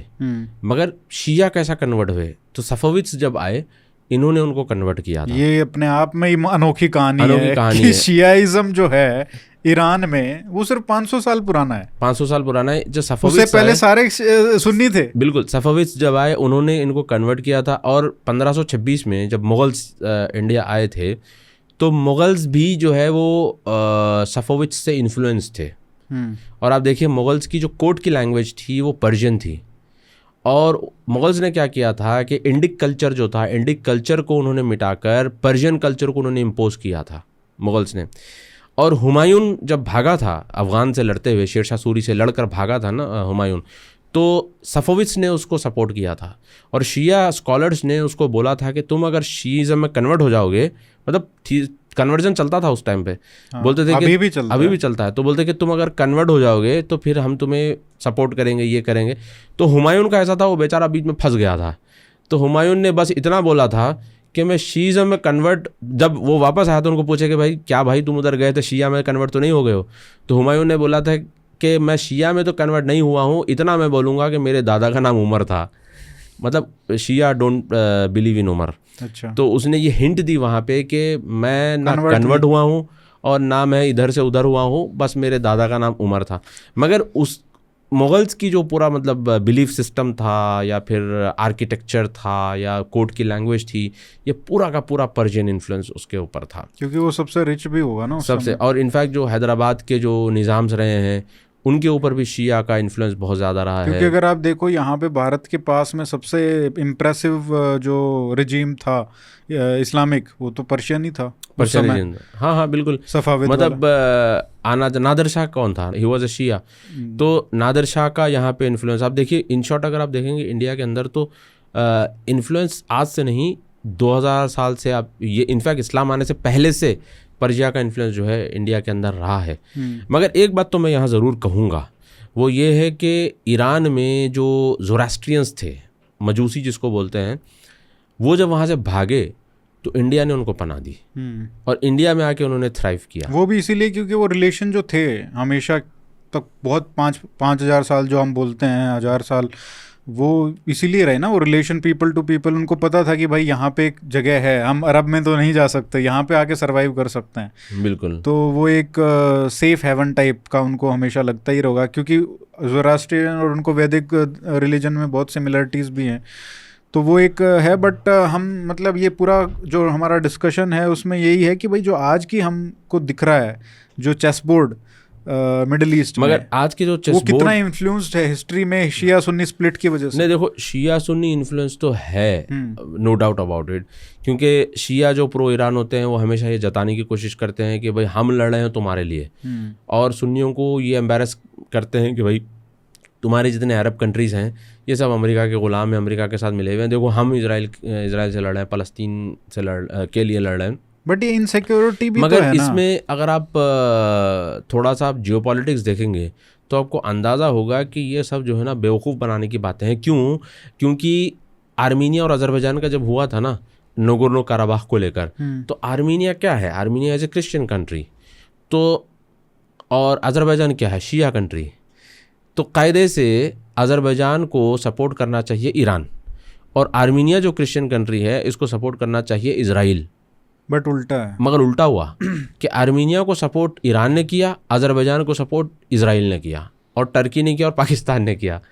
तो बात बताने का मकसद यहाँ पे यह है कि लोग, हर कंट्री अपना अपना नेशनल इंटरेस्ट देखता है। ये आपको बोलेंगे कि भाई हम आपके लिए लड़ रहे हैं, इसके लिए लड़ रहे हैं, दीन के लिए लड़ रहे हैं, इस्लाम के लिए लड़ रहे हैं, मगर ये जो बेचारा जो आम मुसलमान होता है उसको लगता है कि भाई कोई तो हमारे लिए लड़ रहा है, कोई तो हमारे लिए आवाज़ उठा रहा है, कोई तो जो है ना अमेरिका की आंख में आंख डाल के बात कर रहा है, कोई तो ट्रंप की आंख में आंख डाल के बात कर रहा है। अब आप ये सोचिए, ईरान और यूएस का सीज़ फायर अनाउंस हुआ, हैदराबाद के अंदर केक कट रहा है, रोड पे केक बांट रहे हैं। अच्छा। अब आप मुझे बताइए इसका क्या रिलेशन है? इतना बड़ा केक लिए और काट कर जो है ना लोग ऑटो में जा रहे हैं तो उनको रुका रुका के केक खिला रहे हैं, कोई बाइक पे जा रहा है तो उसको रुका रुका के केक खिला रहे हैं। आपको मिला? आप नहीं, मुझे नहीं मिला। तो ये देखिए, डील वहाँ हो रही है और केक यहाँ बट रहा है। तो ये बड़ा मतलब हमारे पास दिक्कत है कि हमको लगता है कि भाई हमारे लिए कोई लड़ रहा है, एक मसाया सिंड्रोम हमारे अंदर है कि कोई हमारे लिए लड़ना चाहिए, कोई हमारे लिए ठहरना चाहिए, कोई हमारे लिए बात करना चाहिए। बट ईरान के बारे में जो मतलब जैसे हमने बात की, इनसिक्योरिटी भी है एक तरीके से, जो ये सारी चीज़ें आ रही हैं ना, एक पाकिस्तान में एक अफ़गान एक प्रोवर्ब है, वो बहुत फेमस है कि भाई वो खड़े होके किसी ने बोला, वेरी फेमस पॉलिटिशियन जो फ्रंटियर गांधी के शायद बेटे थे या पोते थे, उन्होंने बोला कि भाई हम जो पाकिस्तानी तो हम पिछले 50-60 साल से हैं और हम मुस्लिम पिछले 1400 साल से हैं और अफ़गानी हम हज़ारों साल से हैं। तो उस तरीके से अगर देखा जाए तो ये जो फ्यूजन हुआ है शियाइज़म और ईरानियन आइडेंटिटी का, ये बहुत रिसेंट है। क्योंकि अगर आप वैसे ईरान को अगर देखा जाए तो they are Shia Muslim for the last 500 years, बिल्कुल, ठीक है, और they are Muslim for the last 400 years, but they are Persians for thousands of years. तो अब उनकी दिक्कत ये है कि एक पर्शियन कंट्री है जहाँ पे इस साइड आप देखो तो एक अलग सिविलाइजेशन है, आप इस साइड देखो तो अरब हैं, उस साइड देखो तो टर्क्स हैं, ठीक है, और उसमें भी पर्शियन भी हैं और उसमें भी शिया हैं, ठीक है। शिया होने के बाद एक और इनसिक्योरिटी कि भाई शिया हैं हम, ये सुन्नी हैं सारे, तो वो भी इनसिक्योरिटी है। So they try to do a lot to compensate for that insecurity. इसलिए वो इतने सारे जो मिलिशियाज रन करना, अपनी पावर को एक्सपेंड करना, and this is all of course जैसे आपने कहा as a cover to protect this revolution, क्योंकि जब तक आप एक्सपोर्ट नहीं करोगे जो उनकी पॉलिसी है फॉरवर्ड सिक्योरिटी, देखिए ना आप, ये एक्सपोर्ट करने के चक्कर में आपने हूती को, हमास को, हिजबुल्लाह को साल का 1.8 बिलियन आपने एड दिया, 1.8 बिलियन टू 2 बिलियन आप एड दे रहे थे इनको। अब हालत ये हो गई आपकी कि आप चंदा मांग रहे हो इंडिया से, बेचारे कश्मीर में गरीब शिया मुसलमान जो है अपना चंदा दे रहे हैं कि ये गम में और ये खुशी में कि भाई ये हम इनके साथ को ठहरना है। आप ये देखो, अगर वो सिर्फ इस्लाम पे फोकस होता तो फिर अगर वो सिर्फ हिजबुल्लाह और हमास पे फोकस करते तो सऊदी और इन सब लोगों को या कोई दिक्कत नहीं होती। लेकिन उन्होंने क्या किया, इराक़ में जैसे ही सद्दाम गया तो उन्होंने वहाँ पे जो पूरी शिया पॉपुलेशन थी वहाँ पे जो अपना इन्फ्लुएंस था वो स्थापित करना शुरू कर दिया, पीएमएफ और वो सब मिलिशियाज को रन करना शुरू कर दिया, सीरिया में पहुँच गए। जो आपने बात की कि लेबनान के जो अभी किंग हैं, उन्होंने क्या बोला था कि शिया क्रेसेंट बन रहा है, कि लेबनान से लेके और ईरान तक पूरा क्रेसेंट बन गया ना, चांद का वो जी। तो एक तरीके से वो इन्फ्लुएंस, और फिर सऊदियों को भी नहीं छोड़ा यमन में इनको सपोर्ट करके हूथियों को, तो फिर सऊदी भी वो हो गया कि भाई ये तो हमारे यहाँ तक पहुँच गए। मगर इन सब में एक चीज़ देखिए, सऊदियों को ये हर जगह परेशान करके रखा हुआ था। एक तरफ हूथियों के थ्रू, एक तरफ इंटरनल जो कतीफ़ और अवामिया में प्रोटेस्ट करवा रहा था, दूसरा बहरीन के अंदर जो है वो प्रोटेस्ट करवा रहा था, हर जगह से परेशान करके रखा था। अरब बेचारे सर पकड़ के बैठे थे कि भाई इसको डील कैसे करें।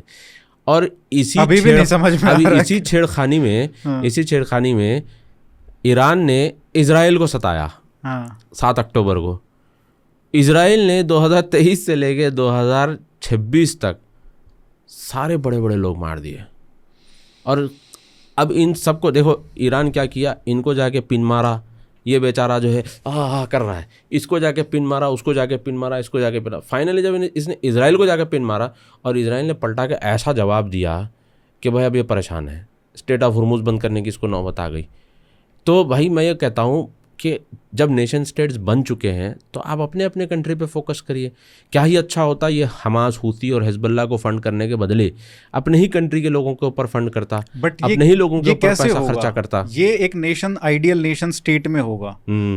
ये एक अरब देश जो सुन्नी है जैसा यूएई है वो कर सकता है। लेकिन जैसे हमने बात की कि शिया जो कॉन्सेप्ट है, इमामियत का कॉन्सेप्ट है, जो इमाम जो कहता है, जो लिविंग डिविनिटी है, अगर लोग शिया लोग ये मानते हैं कि भाई अल्लाह जो है वो उनके थ्रू बोल रहा है कुछ, तो मैं ये बात कहना चाहता था कि अगर अयतुल्लाह खोमेनी जो भी कुछ बोल रहा है, तो अगर वो अयतुल्लाह है, वो टाइटल है उसके पास कि जो आपने कहा ना साइन ऑफ अल्लाह, तो भाई वो तो कुरान को भी चेंज कर सकता है, राइट?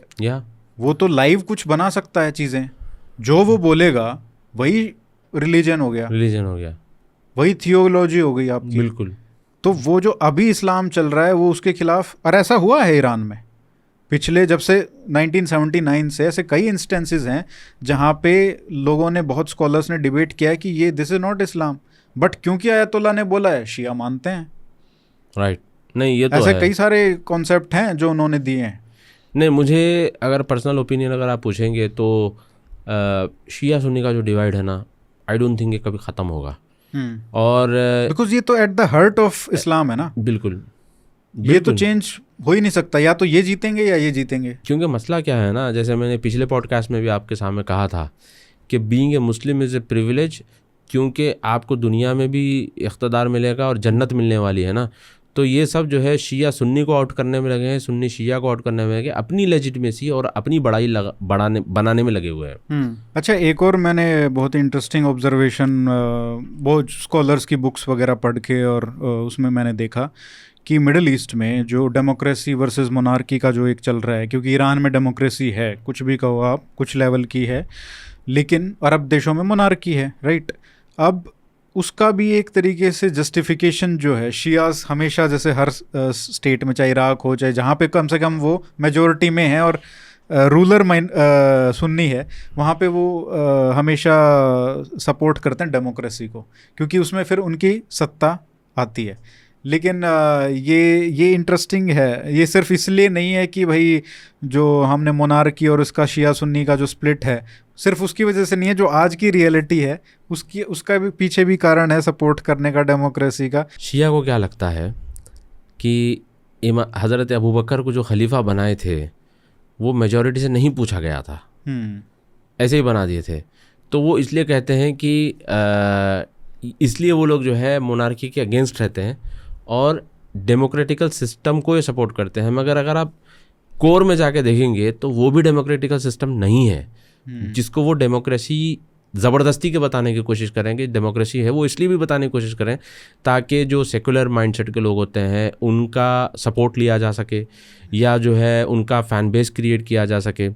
अब देखिए, अक्सर ये लोग भी कहते हैं कि हम डेमोक्रेसी के लिए कर रहे हैं, तो डेमोक्रेसी क्या है? डेमोक्रेसी एक ट्रेन है, वो मकसद तक पहुंचने के लिए होती है। जब मकसद पे पहुंच जाते हैं ना, इसी डेमोक्रेसी वाली ट्रेन को आप जला देते हो। तो डेमोक्रेसी अगर वाइब्रेंट है तो वो इंडिया में है। अगर आप डेमोक्रेसी देखना है अमेरिका में, यूरोप में देख सकते हैं आप डेमोक्रेसी।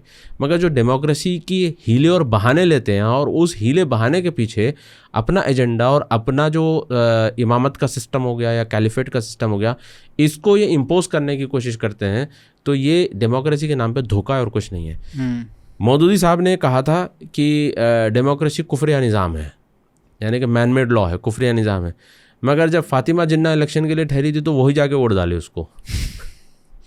अब देखिए, मैं इसलिए कह रहा हूँ क्योंकि जो डेमोक्रेसी का है और ये जो रिप्रेजेंटेशन का बात है, अब ये जितनी आबादी उतना हक वाली बात है। बल्कि जिन्ना जो थे वो भी खुद ही शिया थे, और जो पाकिस्तान को क्रिएट करने वाले जो लोग थे वो भी मेजॉरिटी तो जो इस्माइली शिया थे, मतलब बहुत लीडरशिप पोजीशंस में थे। उनके जनरल्स जो शुरुआत में रहे, जो उनके प्राइम मिनिस्टर्स रहे, वो सारे शिया थे। तो वो भी एक तरीके से जो पूरा स्टेट का कॉन्सेप्ट चला वो भी इसी से चला ना, कि भाई हमारी हुकूमत होनी चाहिए क्योंकि हमारी पॉपुलेशन इतनी है, तो इतना तो होना ही चाहिए। बल्कि वो तो 3 गुना ज़्यादा मांग रहे थे लीडरशिप पोजीशंस में हर जगह। तो वो शिया निकले। बाद में जो उनका हशर हुआ शियाओं का, 3 दशक के अंदर अंदर माइनॉरिटी बन गए पाकिस्तान में, राइट। तो ये डेमोक्रेसी का एक तो हमने शियाओं के बीच में जो एक मिडिल ईस्ट में जो हमको देखने को मिलता है डेमोक्रेसी की भूख, इराक में भी हमने देखा और इधर भी देखा। वो इसलिए कि भाई उनकी पॉपुलेशन जो है ज़्यादा है और ये रूलर सुन्नी है। बट एक आपने कहा हिस्टोरिकल रीज़न भी है कि उनको लगता है कि जो पहले कैलिफ थे वो बनने चाहिए थे डेमोक्रेसी एक तरीके से वाइडर, सबसे पूछा जाना चाहिए था। अगर वो पूछते तो जो चौथे कैलिफ बने वो पहले बनते। और इनका ऐसा होता है, कॉन्सेप्ट ये भी होता है कि सिर्फ शिया का नहीं है, ये मुस्लिम ब्रदरहुड का भी सेम है, ये भी डेमोक्रेसी का ही बहाना लेते हैं। वो डेमोक्रेसी इसलिए बोलते हैं क्योंकि वो ग्राउंड लेवल पर लोगों को काफ़ी कन्विंस कर चुके होते हैं। तो उनको ये लगता है कि हमने इतने लोगों को कन्विंस कर लिया है, तो हम डेमोक्रेसी, अगर हम बात करेंगे डेमोक्रेटिकल मॉडल खींच के लाएंगे, हमारी मेजॉरिटी होगी तो पावर में हम आएंगे। बाद में क्या करना है वो बाद में करेंगे। हाँ, ये एक्चुअली में क्योंकि उनको दिक्कत है कि मोनार्की वाला सिस्टम है और ये सारे या तो इजराइल और इनके कोवर्टली इनके साथ हैं और यूएस के साथ तो खुल के हैं, बेसिस हैं यूएस के। तो अगर हमारी डेमोक्रेटिक सिस्टम आ जाएगा, ये सारे राजा वाजा सब निकल जाएंगे, तो सुल्तान वुल्तान सब निकल जाएंगे। और अगर डेमोक्रेटिकली इलेक्टेड होंगे जैसे ईरान में, तो वैसे ही रेडिकल हो जाएंगे, वो राजा भी उतना ही रेडिकल होगा जितनी जनता है। तो फिर आसान होगा अमेरिका को यहाँ से निकालना और इनको निकालना। मुझे ये समझ नहीं आता कि चलो आप अमेरिका के ख़िलाफ़ हो, मगर फाइनली आपको जो पैसा कमाना है, जो रेमिटेंसेस है, वो उन्हीं अरब कंट्रीज से आते हैं जिसके साथ अमेरिका के स्ट्रॉन्ग टाइज हैं। आप अपने बच्चों को पढ़ने के लिए अमेरिका ही भेजोगे, आप इलाज करवाने के मौलाना मौदूदी कहाँ गए थे जब उनको बीमारी हुई थी? बुफेलो गए थे, उनकी खबर कहाँ है? हाँ, मौलाना मौदूदी जिन्होंने इतना एंटी वेस्ट सेंटिमेंट प्रमोट किया था सुन्नियों के अंदर, उनकी डेथ कहाँ हुई? यूएस में। उनकी खबर कहाँ है? यूएस के अंदर है। अच्छा, तो मैं ये कहता हूँ कि भैया आप इतना यूएस को लेके, इजराइल को लेके इतना हेट फैलाते हो, फिर फाइनली जब आपको पर्सनल फ़ायदा उठाना होता है, जब आपको मजबूरी आती है, तो आप उसी कंट्री की तरफ जाते हो। तो आप पब्लिक के अंदर ये सेंटिमेंट ही क्यों क्रिएट कर रहे हो जिसकी वजह से आपको इतने बड़े बड़े इंसिडेंट्स देखने पड़ रहे हैं? तो नॉर्मल रहिए, नॉर्मल बिहेव करिए, आप स्टेबिलिटी की तरफ देखिए कि कौन सी कंट्री स्टेबिलिटी आपको दे सकती है, किसके साथ चल। अब ठीक है, हम मानते हैं अमेरिका का एक इम्पोजिंग वाला एटीट्यूड होता है, मगर आप पूरा मिडिल ईस्ट, जीसीसी देख लीजिए, आप सीरिया देख लीजिए, आप लेबनान देख लीजिए, आप साउथ कोरिया देख लीजिए, आप जापान देख लीजिए, आप जो है अलाइन किए हैं, तो फाइनली जो है ना उनकी इकोनॉमी, बिजनेस, जॉब्स, ये सारा कुछ जो है ना प्रमोट हुआ है। अब ये है कि हम फाइनली ये बात करते हैं कि जो आपने कहा कि भाई ये जो शिया सुन्नी वाला स्प्लिट है, ये एक तो इसकी हिस्ट्री हमने ट्रेस कर ली, एक इसके जो लाइव कॉन्सिक्वेंसेस हैं वो हमने देख लिए, और उनकी जो इमीडिएट हिस्ट्री है पिछले 50-60 साल की, वो हमने पूरी डिस्कस कर ली, और उसके इम्प्लिकेशन आज क्या हैं वो डिस्कस कर लिए। अब जो युद्ध चल रहा है, जो चलेगा या बंद होगा, जो भी होगा, अब आगे आप इसको कैसे प्ले आउट होता देख रहे हो, और क्या आपकी सलाह रहेगी, चाहे जो सुन्नी हैं, जो शिया हैं, चाहे मिडल ईस्ट में हो, पाकिस्तान में हो, चाहे भारत में हो? दो चीज़ें मैं कहूँगा। पहली बात तो ये है, जो हिस्ट्री में हो गया, you can not undo it. पहली बात कि अच्छा उनको खलीफा बनना चाहिए था, इनको बना दिए, भाई आप कुछ नहीं कर सकते। आप सुन्नी अगर ये समझें कि भाई नहीं, हम शिया को ज़बरदस्ती जो है, ये जो सहाबा है इनकी इज़्ज़त करवाने लगाएंगे, हज़रत अबू बकर उमर को रज़ी अल्लाह अन्हुम बोलने लगाएंगे, हज़रत आयशा को रज़ी अल्लाह अन्हा बोलने लगाएंगे, तो सुन्नी को भी ये छोड़ना होगा माइंडसेट कि आप उनको आप ज़बरदस्ती नहीं कर सकते। उनका बिलीफ है, बन चुका है, ज़माने से चलता रहा है। और शिया को भी ये चाहिए समझना कि भाई जो हो गया सो हो गया, ठीक है। आप 1300-1400 साल पुराना बदला आप 1300 साल के बाद लोगे तो कोई सेंस नहीं बनता। तो आप छोड़िए, अब आगे का सोचिए कि आगे क्या करना है। जो जैसा चल रहा है चलने दीजिए, जो सोसाइटी। अब आप अपने ऊपर फोकस करिए, अपनी कंट्री पे फोकस करिए, आप क्या बेटर कंट्रीब्यूशन कर सकते हैं सोसाइटी को, आप वो फोकस करने की कोशिश करिए। दूसरी बात जो है वो आप जो वॉर्स अभी हुई हैं रिसेंटली, इसमें देखिए सबसे ज़्यादा जो इन्होंने नुकसान करने की कोशिश की वो यूएई की करने की कोशिश की। और आप देखिए यूएई वो कंट्री है जो ईरान को इसने बेसिस अपने बिजनेस हब्स खोल के दिए थे। ईरान के ऊपर सैंक्शंस थे, तो यूएई ने बोला भाई कोई टेंशन नहीं है भाई, तुम मेरे पास आके तो बिज़नेस कर सकते हो। तो उसने बैक चैनल कॉन्डुइट्स या उसने जो है ना प्लेटफॉर्म्स क्रिएट करके रखे हुए थे, और सबसे पहले ईरान ने उन्हीं को मारा, यूएई को ही मारा। यूएई इंडिया का स्ट्रॉन्ग एलाई है, यूएई से जो है बिज़नेस चलता है, यूएई बिज़नेस हब है। तो मैं यही कहूँगा कि भाई जिस कंट्री से आपकी कंट्री को बेनिफिट है, जहाँ से आपका पैसा आता है, जहाँ पे आपके इन्वेस्टमेंट्स है, जिस कंट्री के साथ आपके डिफेंस पैक्ट्स हैं, तो आपको भी चाहिए कि आप उसको पहले प्रेफरेंस दीजिए, उस रिलेशन को आप प्रेफरेंस दीजिए। बट ज़ाक भाई कैसे दें? ये तो वो आप बात कर रहे हो मॉडर्निटी वाली, जहाँ पे नेशन स्टेट ही सबसे ऊपर है, राइट? लेकिन अगर जिसके रिलीजियस बिलीफ, जो हमने पूरी डिस्कशन किया है इसमें, कि हमारा जो नेशन स्टेट का कॉन्सेप्ट है, जो हमारा डेमोक्रेसी का पूरा थिंकिंग है, और जो सब कुछ हमारा वर्ल्ड व्यू है, वो कहाँ से आता है? कि मैं बिलीव क्या करता हूँ कि मैं मेरा शिया और सुन्नी होने का मतलब ही ये है कि मेरा बिलीफ ही अलग है, चाहे स्टेट का हो, नेशन स्टेट का हो, चाहे किसी भी चीज़ का हो, डेमोक्रेसी हो, हर चीज़ में मेरा बिलीफ ही चेंज हो जाता है अगर मैं शिया हूँ, अगर मैं सुन्नी हूँ। इसमें तो पूरा बिलीफ ही चेंज हो गया ना, बिलीफ ही वर्ल्ड व्यू चेंज हो गया। ये बड़ी दिक्कत है, मगर इसके लिए जो मॉडरेट मुसलमान हैं इनको खुल कर आना चाहिए, खुल कर काम करना चाहिए। इजिप्ट में कुछ होता है, इजिप्ट में मुर्सी जीतता है तो इंडिया के अंदर जो है जश्न मनाया जाता है।